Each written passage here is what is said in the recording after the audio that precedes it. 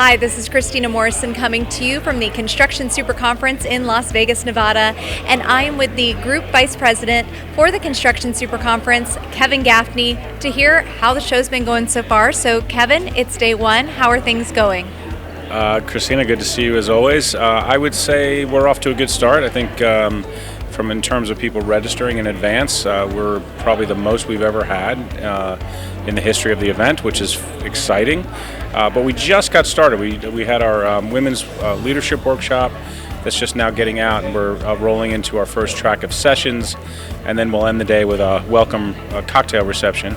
And then tomorrow really gets crazy. Really a lot going on tomorrow that we could talk about.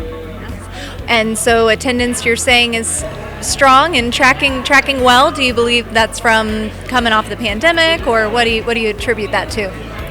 I think what we've seen across the whole year is that people are more comfortable coming out, doing face-to-face things. Construction SuperConference seems to be no different, so we're excited about that. We're back in Vegas in 22. We were in Orlando last year for the first time. Very strong showing, even in the midst of sort of COVID winding down, or hopefully winding down. We still had a really good turnout, and so far it seems to be this year will exceed that. Excellent. So let's talk a little bit about the conference sessions and the education that you have planned. How have you gone about selecting that and choosing the topics for this year? So the cool thing about this event is that we have a really great educational advisory board, and just an advisory board on all things, but they also help us with the education planning. So we go through a call for presentations, we'll get a lot of great stuff back, and they'll help us kind of go through that. We don't want things to be too simplistic, we don't want things to be too complex, so we're trying to find that sweet spot that appeals to the most people. We do offer MCLEs, so that is helpful for some folks as well. But we try to come up with 30 to 35 really top-notch panels, great moderators, great speakers, and give people a lot of good topics, while also mixing in a lot of opportunities for networking, catching up with old friends, meeting some new ones. So we try to balance it all out so people have a great experience overall. That's a great job, and you can definitely tell this schedule is robust for this year for sure.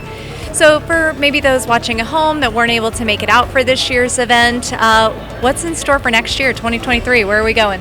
So Construction SuperConference has pretty much his entire life cycle until last year been on the West Coast. So we've been to San Francisco, we did San Diego a couple times, I've been in Las Vegas here for a few years.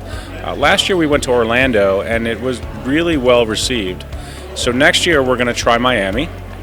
Again, going with an East Coast opportunity for folks that may be a little bit easier to get there if you're on the East Coast, obviously, and then see how that works. So then we haven't really decided if we're going to stay Miami or Orlando. We'll kind of let the audience tell us what they like better. And then the following year, we'll be back here at MGM. So folks that missed the show this year can join us in Miami next year. Miami's a great place to be in December. Or the following year we'll be back here. So a lot of good opportunities coming up for folks to come and join us. And it sounds like you really are listening to the feedback of attendees. Well, Kevin, thank you so much. I'm going to let you go get back to it because I know sessions are starting now.